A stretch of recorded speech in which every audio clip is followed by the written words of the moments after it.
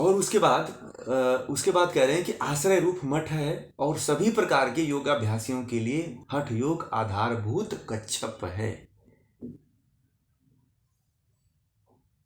आधारभूत कच्छप है। क्या है? कच्छप। तो कच्छप का मतलब कछुआ। जैसे समुद्र मंथन हुआ था तो समुद्र मंथन जो है कछुए के पीठ पे रख करके जो है समुद्र मंथन किया गया था, कहा जाता है ऐसा।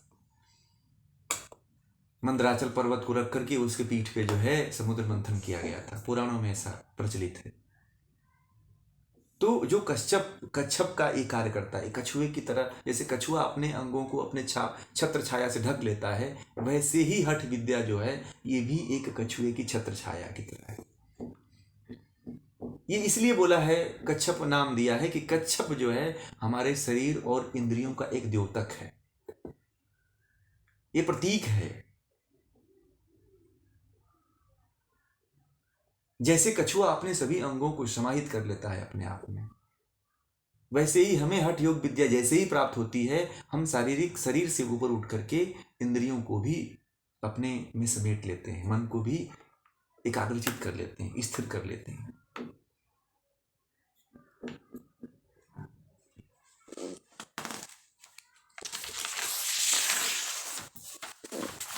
अगला जो 11वां जो सूत्र है,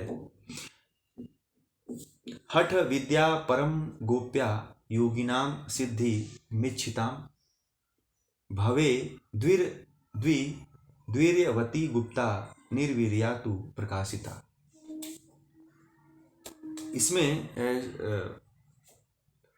स्वात्माराम जी कह रहे हैं कि योग में सिद्धि की, अब ये इसमें कह रहे हैं कि योग में सिद्धि की, यानी कि सिद्धि में छिताम, यानी कि योग में, हठ योग में सिद्धि की इच्छा रखने वाले हठ योगियों के लिए, साधकों के लिए यह नितांत जो हठ विद्या है इसको क्या करना चाहिए?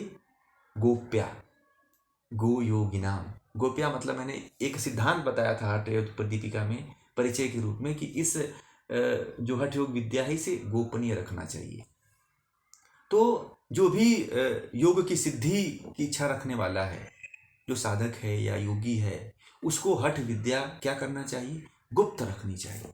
जितना इसको गुप्त रखेगा, गुप्त रखने से यह विद्या जो हठ विद्या जो है और शक्तिशाली होती है, ऐसा स्वामी स्वात्माराम जी कह रहे हैं।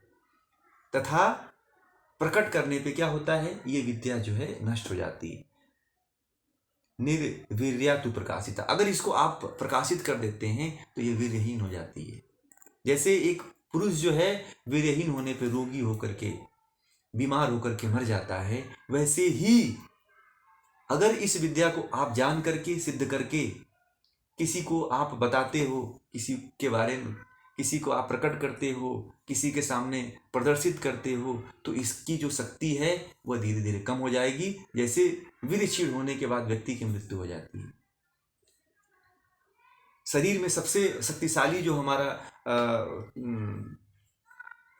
तत्व है, जो सब धातुएं हैं, उसमें वीर्य सबसे मुख्य है, सबसे प्रधान तत्व होता है। तो वीर्य जब नष्ट हो जाता है तो व्यक्ति का सब कुछ नष्ट हो जाता है, व्यक्ति जल्दी ही बीमारियों से ग्रसित हो जाता है और बहुत ही जल्दी उसकी मृत्यु हो जाती है, काल के गाल में समा जाता है। तो वीर्य क्षय, इसके वीर्य जैसे निर्वीर्या की उदाहरण दिया है कि जैसे इसके अंदर, जिस व्यक्ति के अंदर निर्वीर्य हो जाता है, जिसके अंदर जो बिना वीर्य का हो जाता है, वैसी स्थिति हो जाती है अगर इस विद्या को कोई दूसरे के सामने प्रकट करता है तो। इसलिए इस विद्या को जब भी आप सिद्ध करें या सिद्धि की कामना करना चाहते हैं तो इसे जितना गुप्त है उतना गुप्त रखिए, इसे किसी से प्रकट न करें, भावुक होकर के भावनाओं में इसको खोने का प्रयास न करें। इसको जितना आप गुप्त रखेंगे उतना ही ये विद्या बढ़ती चली जाएगी, उतनी ही विद्या ये आपको आपके साधना के क्षेत्र में, आपको हठ योग विद्या के और गहराइयों में ले जाने के लिए एक साधन का रूप और सहायक बनती रहेगी।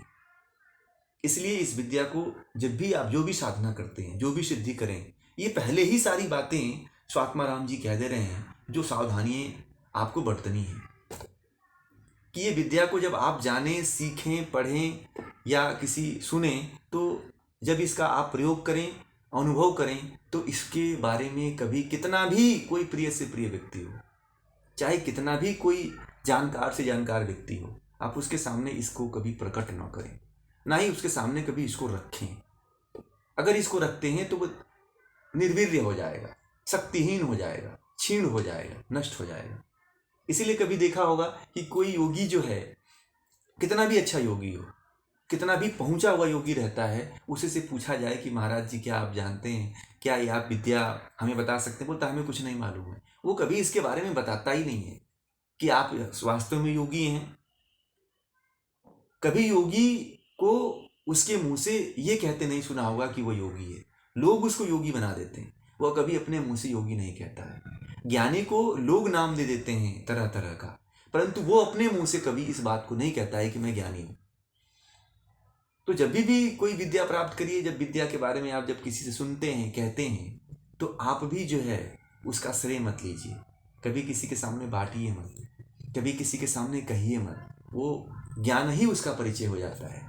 किसी व्यक्ति का परिचय उसके परिचय देने से नहीं पता चलता है, उसके चरित्र से, उसके गुण से, उसके कर्म से, उसके स्वभाव से पता चल जाता है कि व्यक्ति किस तरह का है, कैसा है, इसका क्या स्वरूप है, ये पता चल जाता है।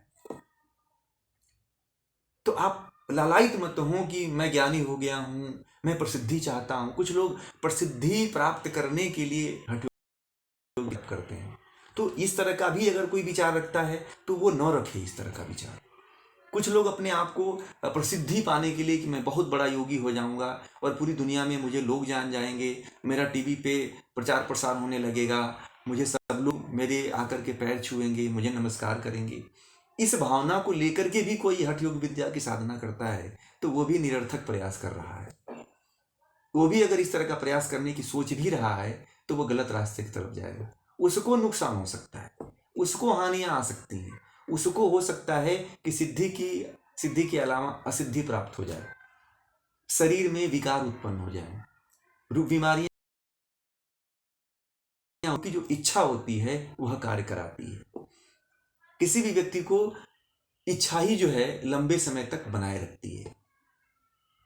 इसलिए जो है इच्छा इस तरह का न रखें जो हमें दिग्भ्रमित करे और हमें जो है गलत रास्ते पे ले जाए और हमारी विद्या को भी नष्ट कर दे। तो इस तरह का आप लोग भी भाव न रखें, इस तरह का आप लोग भी विचार न रखें। और जो महर्षि स्वामी योगी स्वात्माराम जी कह रहे हैं उनकी बात को आप याद रखिए और याद रख करके और उस तरह से चलने का प्रयास करिएगा जब आप हठयोग विद्या पढ़ रहे हैं। तो जो अब जो है ये जो आज का जो विषय था